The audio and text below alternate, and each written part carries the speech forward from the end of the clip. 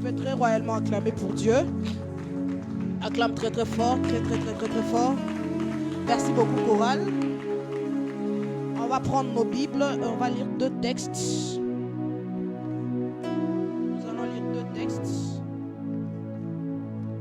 Le premier, c'est notre texte de base, le livre de Psaume, le chapitre 91, le verset 1er. Et le deuxième, je serai dans Ésaïe 55, le verset 1 à 2. Ésaïe 55, 1 à 2. Et puis, Psaume 91, le verset 1er. Et puis, Ésaïe 55, 1 à 2. Amen. Je commence par le livre de Psaume, nous y sommes tous.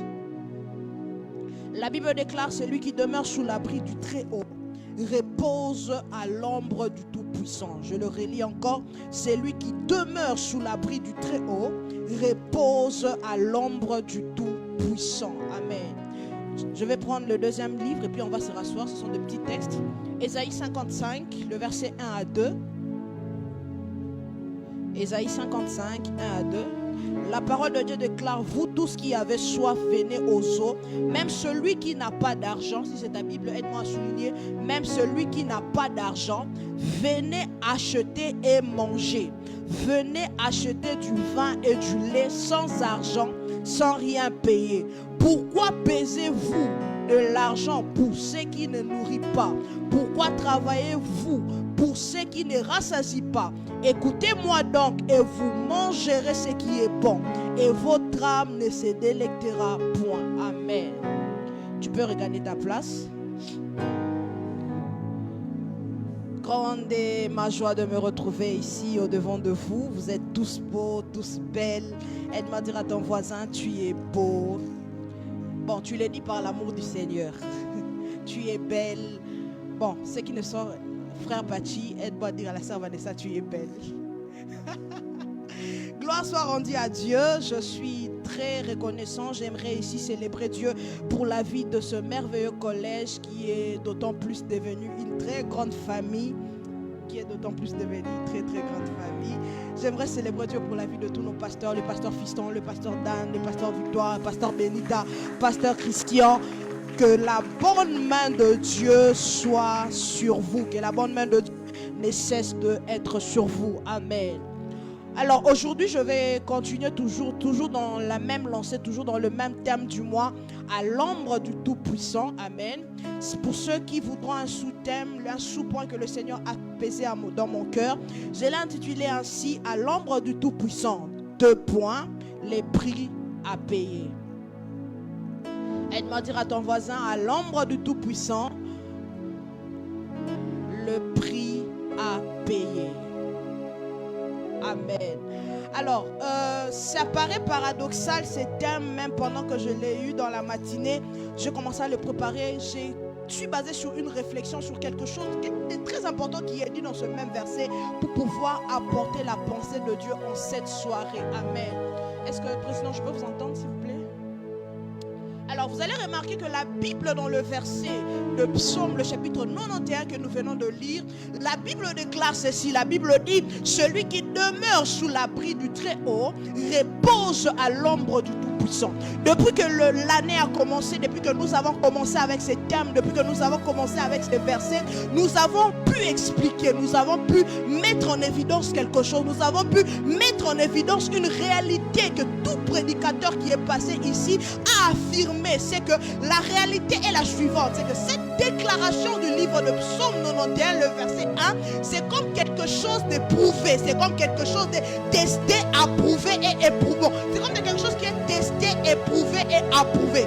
C'est comme quelque chose qui est passé dans tous les tests afin de reconnaître que réellement cette affirmation est véridique, afin de reconnaître que réellement si tu reposes à l'ombre de Dieu, c'est en réalité le résultat, la résultante du fait qu'à un moment bien précis, tu as demeuré dans l'abri de Dieu. Amen. C'est comme quelque chose d'une évidence claire qui est dite là. Mais en lisant ce verset, j'ai fini par comprendre une chose. J'ai compris une réalité que l'auteur de ce livre, David, ne dit pas.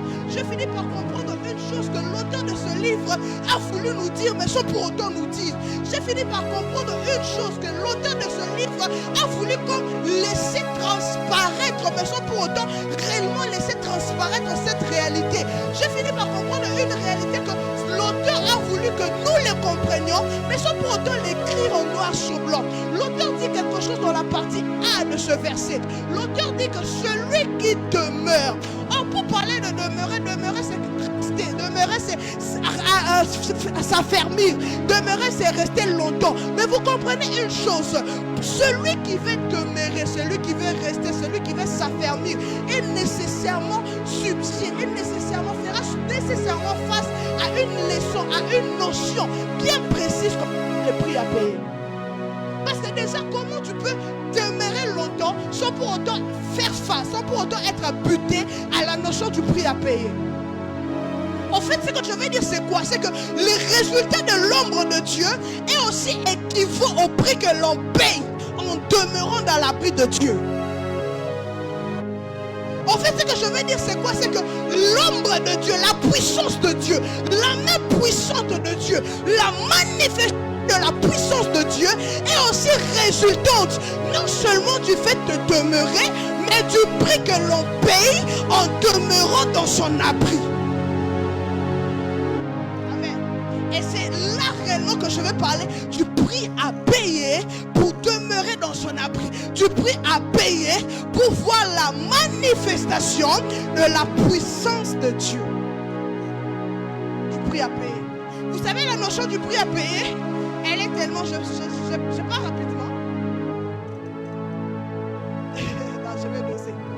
La notion du prix à payer, elle est tellement importante que vous remarquerez que consciemment ou inconsciemment, vous serez en train de payer un prix. Volontairement ou involontairement, vous serez en train de payer le prix.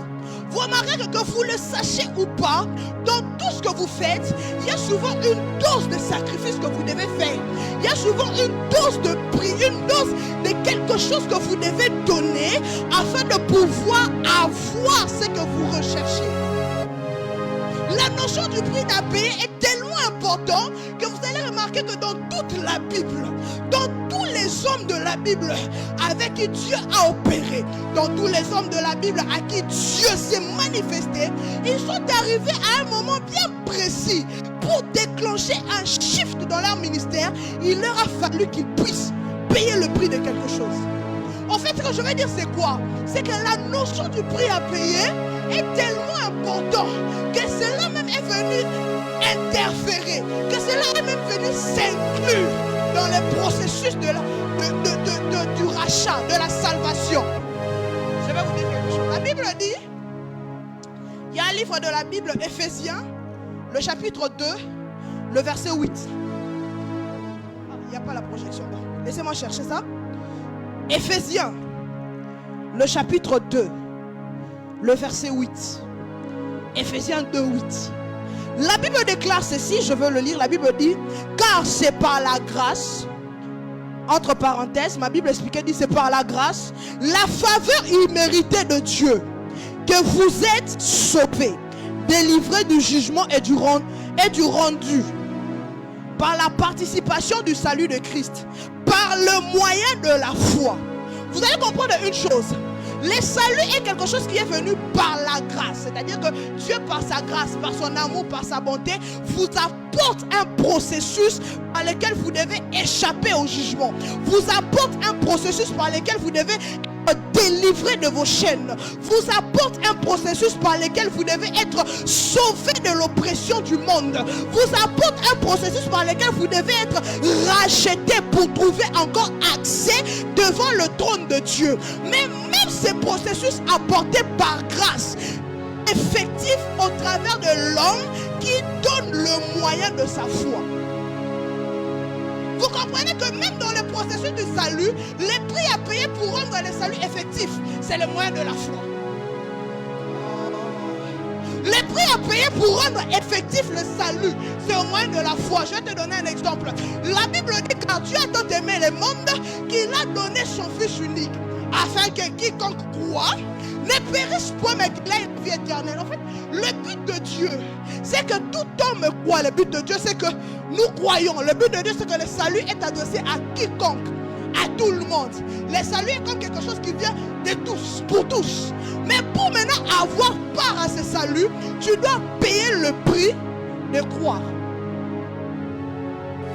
En fait, ce que je veux vous dire, c'est quoi? C'est que dans tous les domaines, dans tous les processus, dans tout ce que Dieu fait, dans tout ce que Dieu apporte, dans tout ce que Dieu amène, dans tout ce que Dieu propose, il y a souvent une part, une brèche, quelque chose que l'homme se doit de faire afin d'être trouvé éligible pour pouvoir recevoir de Dieu ce qu'il cherche. J'explique. En fait, quand je parle du prix à payer ici, c'est un sujet dans lequel j'aimerais que l'on se comprenne très très bien parce qu'il y a souvent des faux raisonnements qui est placé là-dedans. En fait, vous devez comprendre avec moi une chose. Les prix que l'on paye, les sacrifices que l'on fait pour voir la main de Dieu n'oblige pas Dieu de nous donner, mais nous rend éligibles à ce que la main de Dieu nous donne. En fait, ce n'est pas parce que tu te sacrifies que Dieu est obligé de te donner.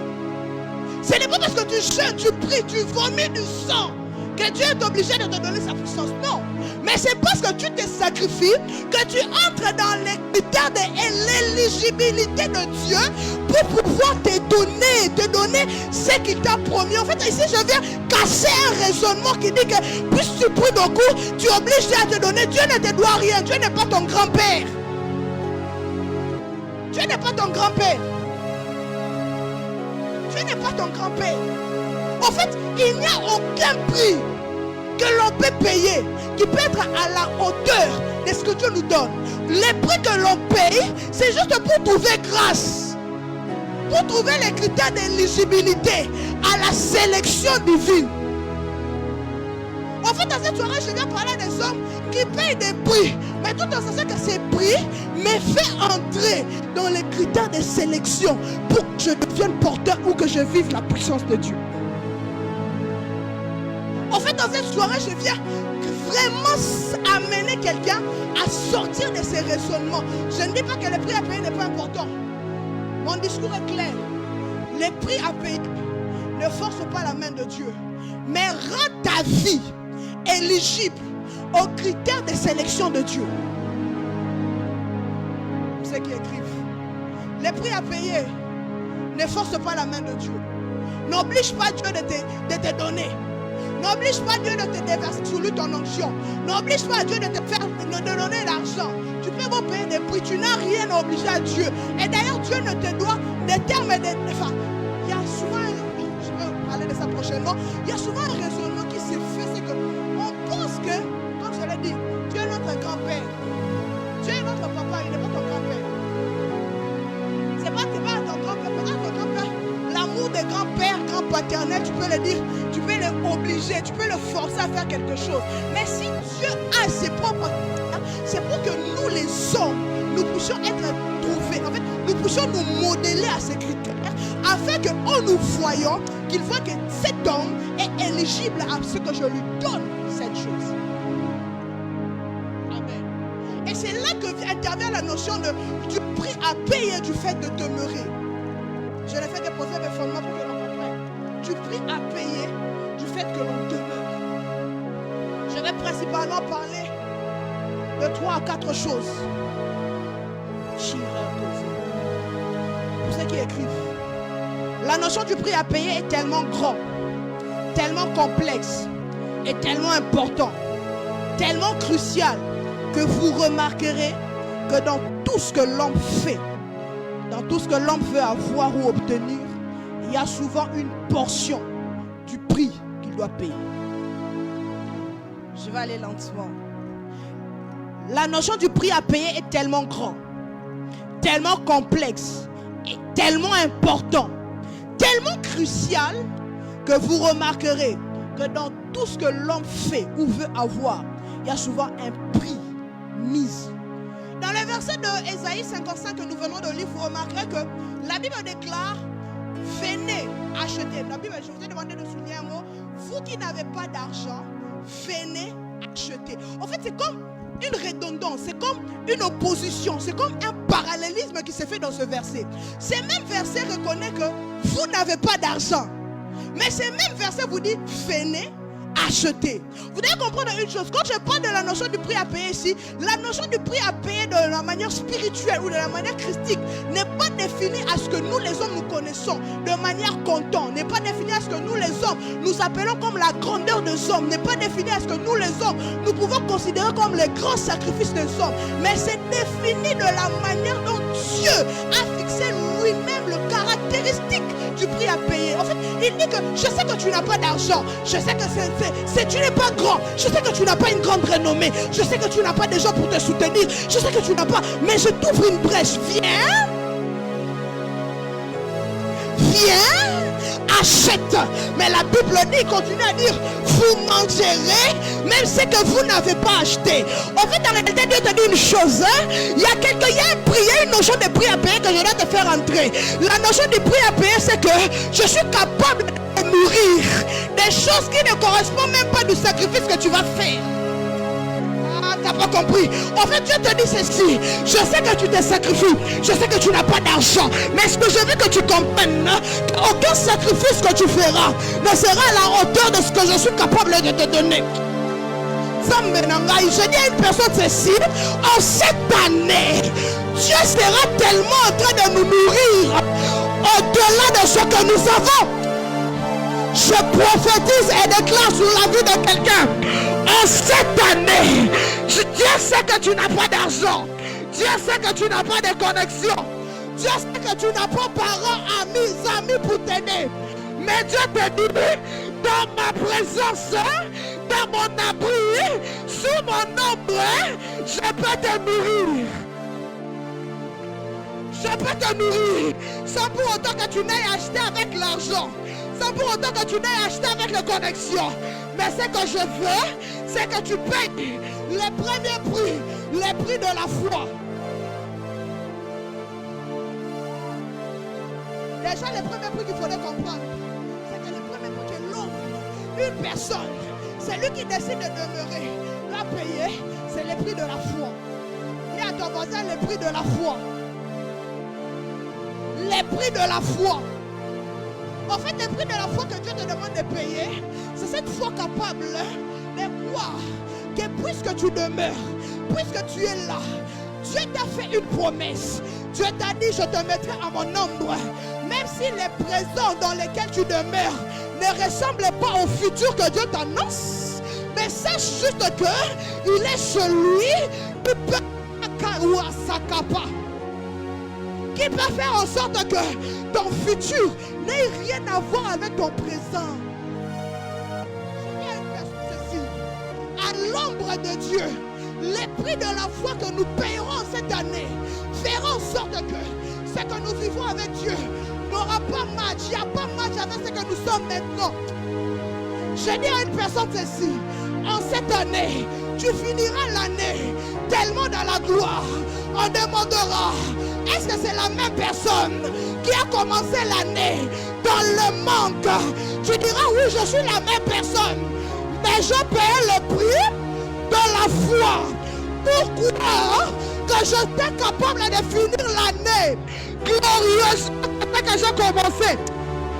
J'annonce à une personne, cette année, nous la finirons dans la gloire.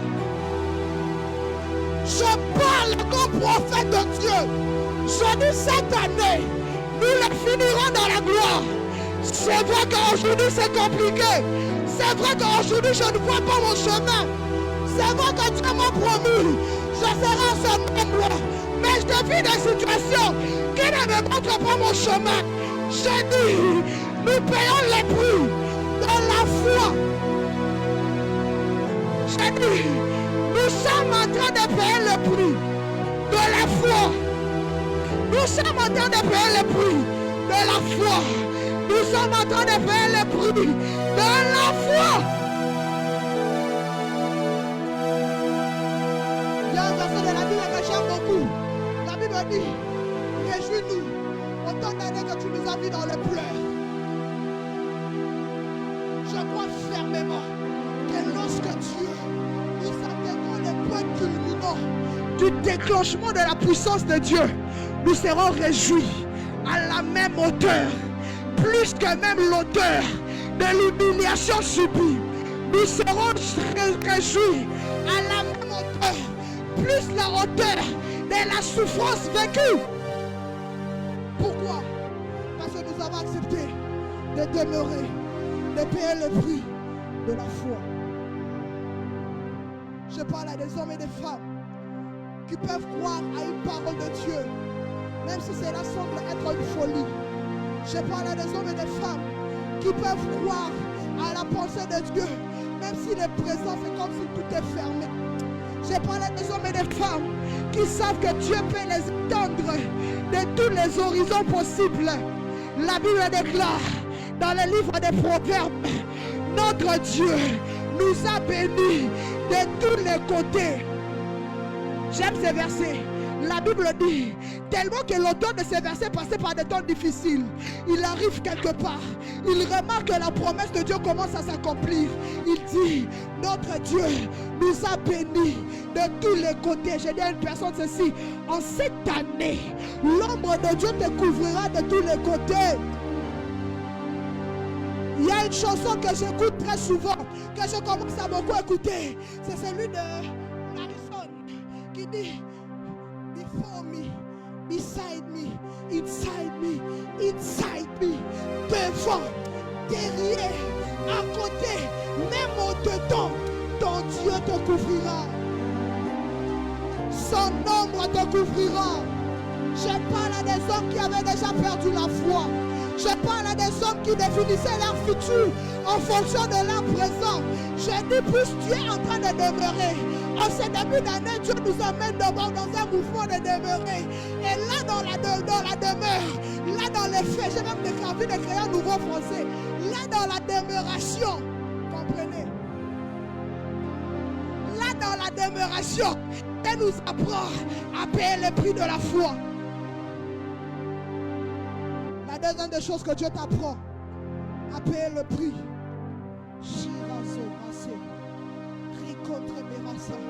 Le deuxième prix, c'est le prix de la solitude. Le deuxième prix, c'est le prix de la solitude. La Bible déclare, le livre de Genèse 33, le chapitre 24, le Genèse chapitre 33, le verset 24. Jacob demeura seul. Alors un homme lutte avec lui jusqu'au lever de l'aurore. Genèse 33, 32, 24. Je relis. Jacob demeura seul. Alors un homme lutta avec lui jusqu'au lever de l'aurore. En fait, ici, quand je parle du prix de la solitude, je ne parle pas du prix du retranchement volontaire. Je ne parle pas du fait que nous tous nous décidons de ne pas fréquenter nos amis. Non, je parle d'un prix où Dieu t'impose la solitude. Je parle d'une période dans le fait que tu demeures, où tu sens que Dieu retranche les hommes. Je parle d'une période où tu demeures, tu sens que Dieu retranche les personnes qui te soutenaient. Je parle d'une période où tu es dans la demeure de Dieu. Tu sens que Dieu est en train d'enlever vers toi les aides des hommes. Ce que j'aime, c'est que lorsque Dieu enlève les aides des hommes, lorsque Dieu plonge les hommes dans la solitude, c'est pour que lorsque son secours viendra, qu'il n'y ait aucun homme qui aura la prétention de dire que ce qu'il est, c'est grâce à moi. J'ai dit à une personne ceci, tu te retrouves en train de payer le prix de la solitude. Je viens t'annoncer comme prophète de Dieu. En réalité, Dieu le fait pour que lorsque ton futur arrivera, pour que lorsque sa puissance éclatera, qu'il n'ait ni oncle, ni tante, ni grand-père, ni grand-mère, ni frère, ni confrère, qui peut avoir l'audace de dire que ce que tu deviendras, c'est grâce à lui. J'ai dit à une personne ceci, le prix de la solitude t'amène à comprendre que ce que tu deviens, ce n'est pas grâce à un homme.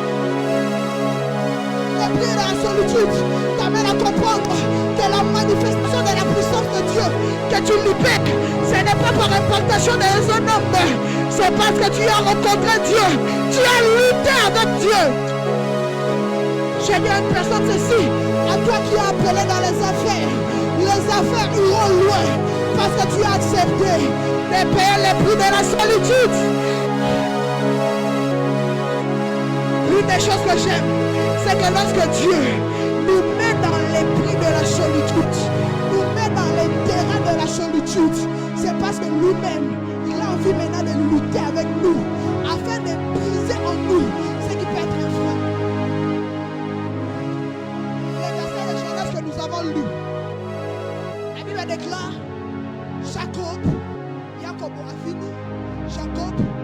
demeura seul.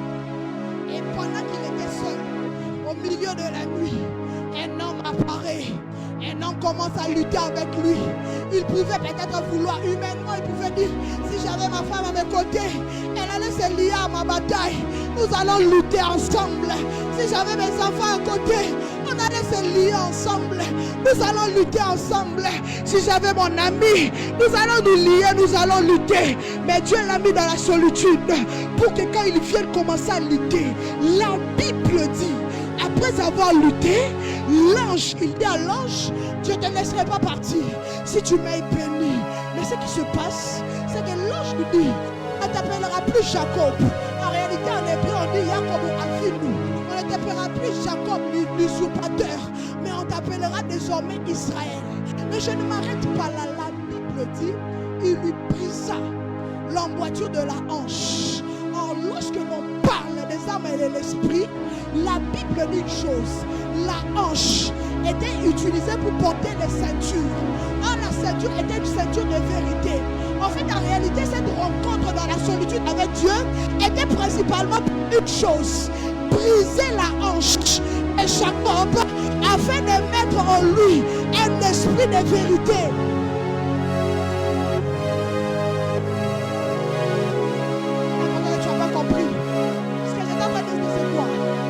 Contextualise dans ta vie.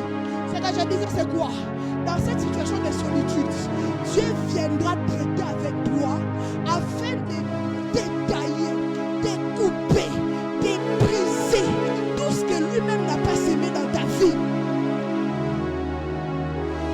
C'est ça que je dois répéter cette déclaration. Je dis, tu traverses un temps de solitude. Tu traverses un temps où tu ne comprends pas où tu vas. Tu traverses un temps où tu ne comprends pas tout le monde que te quitte. Je dis là. C'est un moment où Dieu veut commencer à lutter afin de tailler ton avenir. Afin de tailler ton avenir. Je dis à une personne ceci. Nous sommes en train de demeurer. Les mots que j'ai créés, nous sommes dans la demeuration. Dans cette demeuration-là, Dieu est en train de nous tailler. J'annonce comme prophète de Dieu. Nous avons commencé en janvier. Nous n'avons pas réellement vu la tangible puissance de Dieu. Tu as commencé en février. Tu n'as pas vu la tangible puissance de Dieu.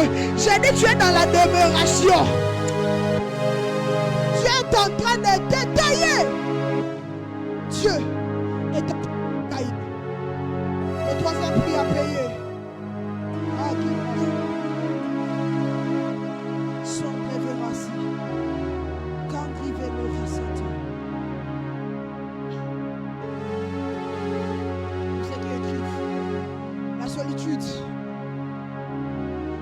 De Dieu. La solitude vous rapproche de vous-même. La solitude vous rapproche de l'essentiel. Premièrement, il vous rapproche de Dieu. Deuxièmement, il vous rapproche de vous-même. Troisièmement, il vous rapproche de l'essentiel. Ce que je veux dire par rapprocher de l'essentiel, c'est-à-dire que Dieu te donne l'esprit de l'essentiel. Dieu recadre ta vision sur ce qui est l'essentiel. Vous savez, si vous ne traversez pas une vague de solitude, vous ne comprenez pas réellement ce qui est important, ce qui est faut l'avoir et ce qui est primordial, essentiel. En fait, ce que je veux dire, c'est quoi? C'est que quand vous passez un temps de solitude, Dieu redéfinit votre échelle de valeur. Lorsque vous ressortez par là, vous ne donnez pas la même valeur à toute chose. Vous savez que telle chose est telle chose qui est très importante et primordiale pour la manifestation, le déclenchement, les shifts et la conservation de la gloire de Dieu.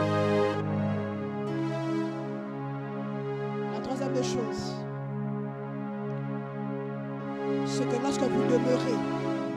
dans la présence de Dieu, ça implique, lorsque vous demeurez, pour voir la puissance de Dieu, ça implique que vous payez le prix de la quête de la profondeur de Dieu. Ça demande à ce que vous payez le prix de la quête de la profondeur de Dieu. Vous savez, il y a une histoire que j'aime beaucoup. C'est l'histoire de mon oncle, mon grand frère, Moïse de la Bible. Je venais de la famille de Jésus, donc je suis aussi de la famille de Moïse. C'est une histoire que j'aime beaucoup. La Bible dit, c'était un homme, comme tout autre homme. Il est en train de paître le troupeau de son beau-père. Mais c'est qu'il avait pour coutume de faire ça. Mais il y a quelque chose qui se passe dans Exode 3. La Bible dit, il faisait ce qu'il faisait accoutumé. Il marchait tel qu'il marchait d'habitude. Mais ce qu'il ne savait pas, c'est que dans cette habitude, il dépassait quelque chose. Il a fait un pas de plus qu'il a ramené vers la rencontre du puissant Adam. En fait, ce que je veux vous dire, c'est quoi? C'est que tu feras ce que tu feras d'habitude. Mais lorsque tu seras tellement en train de faire un pas de plus, ça tape. J'ai dit à une personne ceci, marche, c'est un pas de plus que tu fais. En fait, les hommes disent ceci, plus le jour passe, plus ça nous rapproche du temps de notre mort. Qui a déjà entendu ça?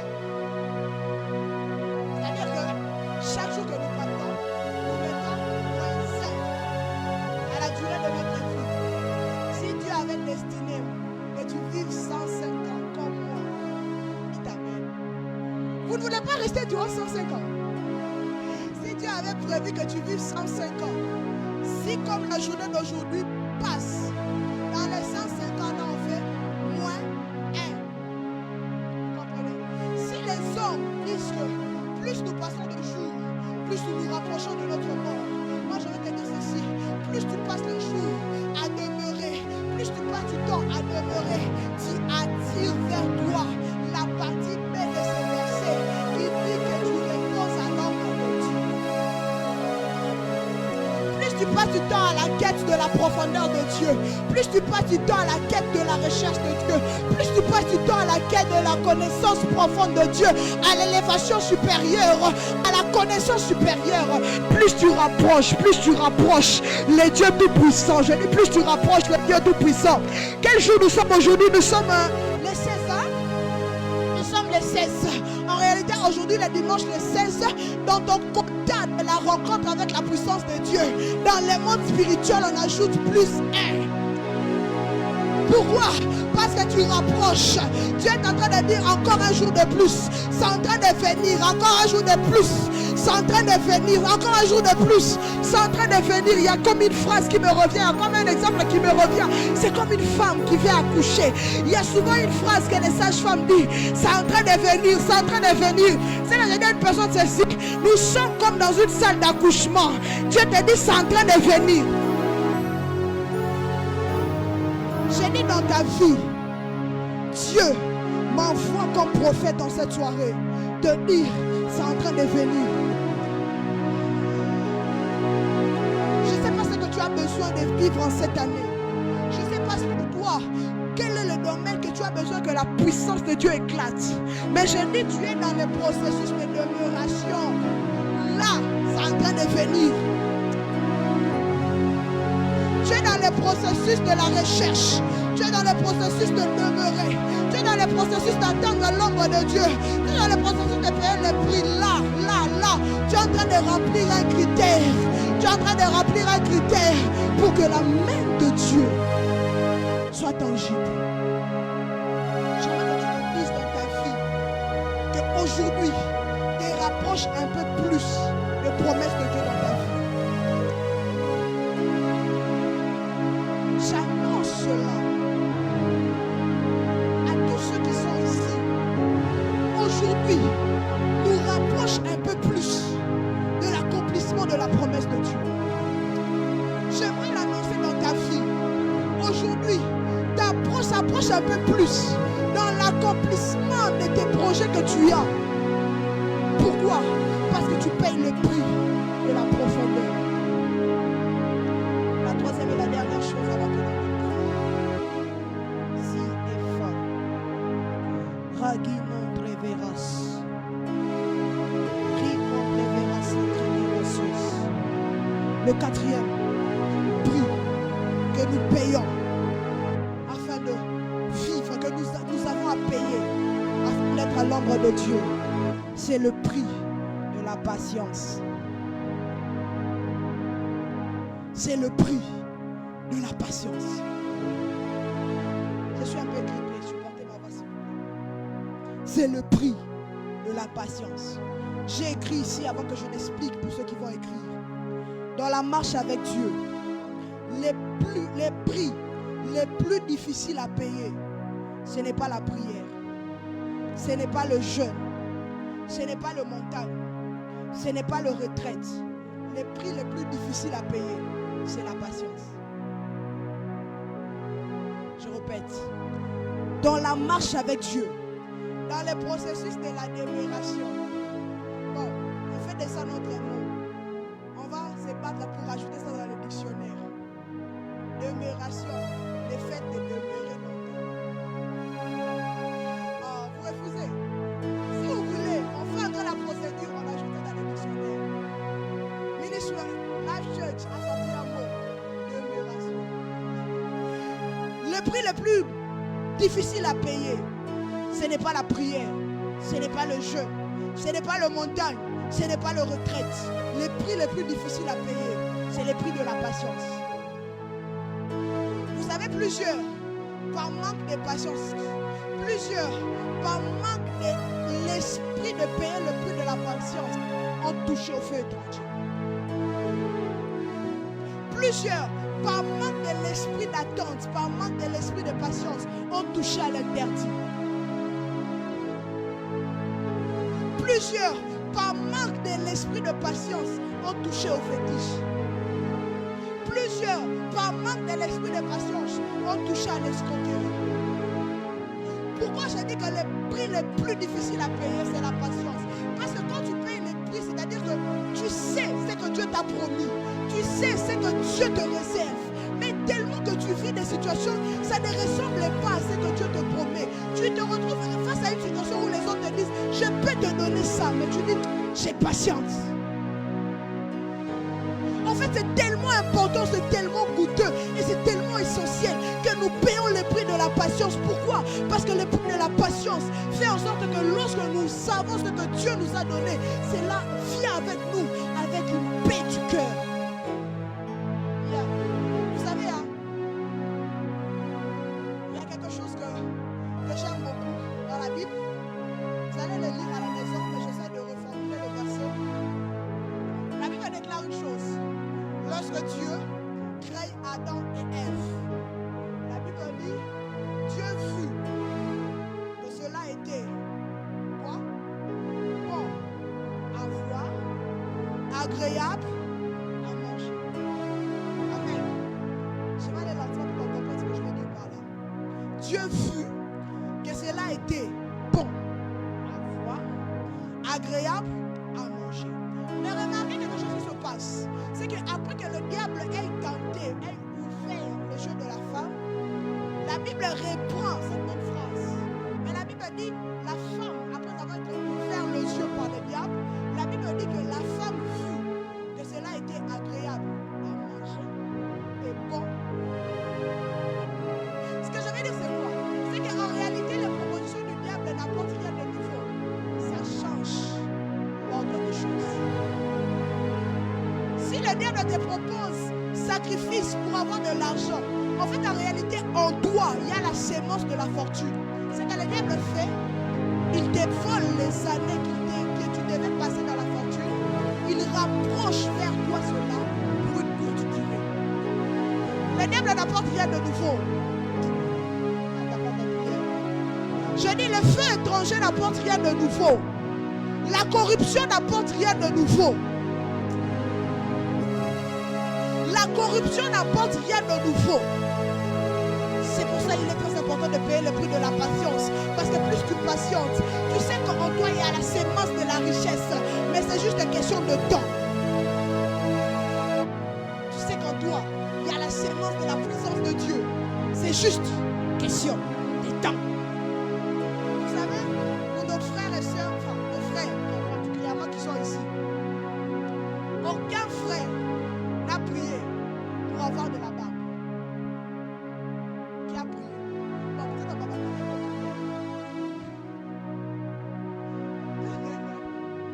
Non, lui peut prier. Parce que cela c'est bon, on va introduire le sujet à l'intercession. Mais tout le monde le regarde. Mais ce que je veux dire c'est quoi? C'est que de la même façon qu'on connaît qu'un enfant qui naît après la grandit, de la même façon que tout homme sait que lorsque l'âge de la barbe viendra, ça viendra. Bon, j'ai mis dans le sang de Jésus. Ce que j'allais dire, on met ça dans le sang de Jésus. Je n'ai pas dit que l'âge n'est pas venu. Non, je dis. Je n'ai pas dit ça. C'est les gens qui ont compris ça. Moi, je n'ai pas dit. Est-ce que je dis ça? C'est les gens qui ont compris. De la même façon que les hommes savent que quand l'âge de la barbe viendra, ça viendra de soi-même. Vous n'avez pas besoin de prier pour cela. C'est de la même processus que Dieu vous dit. Il y a des choses que j'ai déjà destinées. Mais ce que je vous demande, c'est demeurer dans la patience afin de voir la manifestation de ce que je vous ai promis.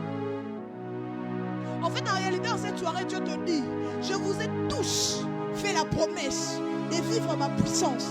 Je vous ai tous fait la promesse de vivre la provision.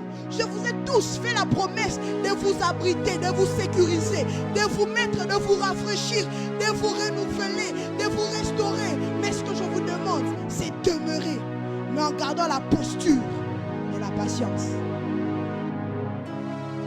C'est demeurer en gardant la posture de la patience. C'est ce qu'ils vont écrire. Par manque de patience, plusieurs ont donné accès aux faits étrangers. Par manque de patience, beaucoup ont compromis leurs valeurs et ont trahi la race des élus. Par manque de patience, beaucoup ont compromis leurs valeurs et ont trahi la race des élus. Beaucoup ont trahi la race des élus. Pourquoi? Par manque de patience. Par manque de patience, beaucoup se sont retrouvés en train de faire ce qu'ils avaient juré de ne jamais faire. Par manque de patience, beaucoup se sont retrouvés en train de toucher à la corruption alors qu'ils juraient ne pas toucher à cela. Pourquoi? Parce que Dieu, dans la demeuration là, vous n'avez pas développé les prix de la patience. En fait, le prix de la patience, ce n'est pas seulement rester là, non, attendre, non. C'est rester là, attendre que même si ce que je vois est différent de ce que je sais, mais ce que je sais, c'est que ce que je vois n'est pas la vérité. Je disais ceci, ce que tu vis n'est pas la vérité. Les réalités que tu traverses n'est pas la vérité. Les réalités que tu vis n'est pas la vérité. La seule vérité qui doit rester imprégnée en toi, c'est que Dieu, puisque tu es attaché à cette œuvre, Dieu t'a promis d'agir dans ta vie avec sa toute puissance. Ce que tu vis n'est pas la vérité. Toute réalité n'est pas forcément une vérité. À l'école de la patience ou par le prix de la patience, Dieu t'enseignera principalement une chose, le contentement. Le prix de la patience, le prix de demeurer avec un cœur patient afin de vivre à l'ombre de Dieu. Les prix à payer de la patience afin de demeurer avec patience, afin de vivre la puissance de son ombre, c'est que Dieu t'enseignera le contentement. En fait, Dieu t'enseigne tellement ce que tu es. Vous savez, il y a quelqu'un qui m'a dit une chose. Et personnellement, c'est vraiment une pensée avec laquelle je suis entrée avec durant cette année. Je ne sais pas si quelqu'un va aussi la saisir. Quelqu'un m'a dit, et Dieu me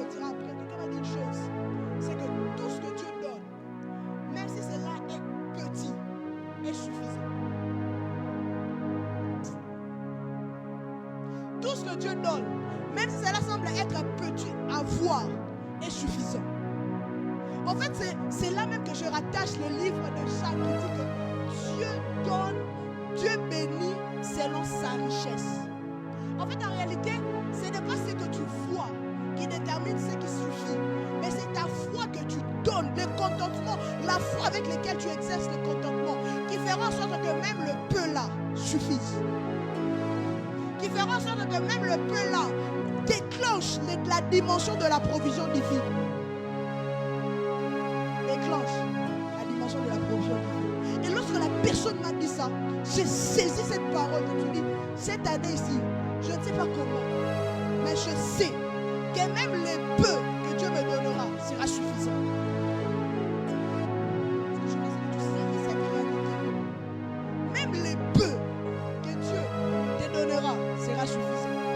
Je vais vous donner un témoignage que j'ai personnellement vécu.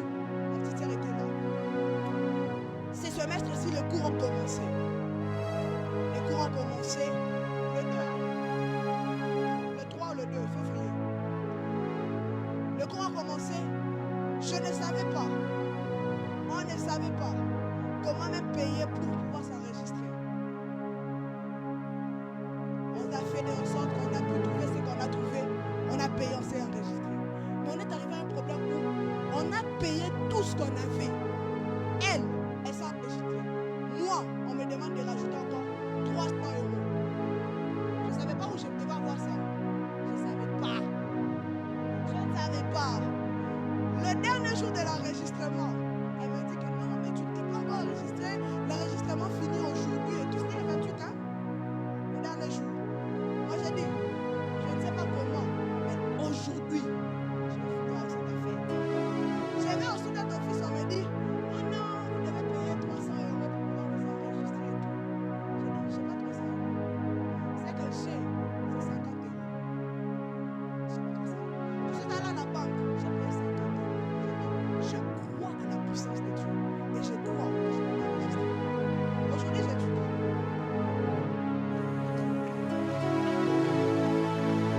Les mêmes personnes, les mêmes accounting office, vous connaissez les Turcs qui sont là dans les bureaux de CAU, tellement insolents. Tu demandes comme ça, vous dites, my friend, I tell you pay 300. Frère, je n'ai pas. Tout ce que j'ai, c'est la puissance de Dieu. Tout ce que j'ai, c'est la puissance de Dieu. Et même pour avoir, vous savez, tu es bon, on a vraiment un Dieu puissant ici. Vous savez, pour avoir même les 50 euros, comment j'ai eu ça? En fait, ça va réellement motiver la foi d'une personne. Je savais que je devais attendre l'argent de parents. Je ne savais pas comment avoir les 50 euros. J'ai pris, vous connaissez ma tablette que j'avais là? Mon iPad. Je l'ai vendu. Pourquoi? Parce que je savais que c'est la seule chose que j'ai. Et je sais que cette chose va apporter la portion de la puissance de Dieu. Je vous dis, Dieu est puissant. Je vous dis, la puissance de Dieu existe. Je suis le témoignage, j'ai un témoignage de la puissance de Dieu. Et je vous dis, en réalité, en cette année, il y a des choses que tu auras qui ne ressembleront pas avec ce que tu... En fait, je parle à des hommes qui régleront des problèmes qui ne seront pas à la hauteur de ce qu'ils ont en poche. C'est pour ça que nous avons lu le livre d'Ésaïe. La Bible dit, tu mangeras même si tu n'as pas d'argent. Tu te contentes de ce que tu as, tu n'as pas d'argent. Je sais qu'on m'a dit, il faut payer tel montant. Frère, ce que j'ai, c'est 50 euros. Mais je sais que dans les 50 euros là, et qu'on bénisse à nous tellement chimie, vous serez tellement troublé que vous penserez que j'ai payé 300 euros. Et vous allez m'enregistrer. C'était un vendredi. J'ai payé les 50 euros. Je me suis endormi. Très calmement. Ce jour-là même, j'étais rentré. Je n'ai même pas adressé la parole. Je suis rentré dans la chambre et tout. Le samedi matin, je me réveille, je prie. Je sors au salon. Avec tellement de foi. J'ouvre mon système de CAU. C'est elle qui dit, bon, viens maintenant voir. Choisis pour moi le cours. Je demande de la puissance de Dieu. Je choisis le cours avec 50 euros. Pour voir, c'est tellement bizarre. Si vous entrez dans mon système de CAU,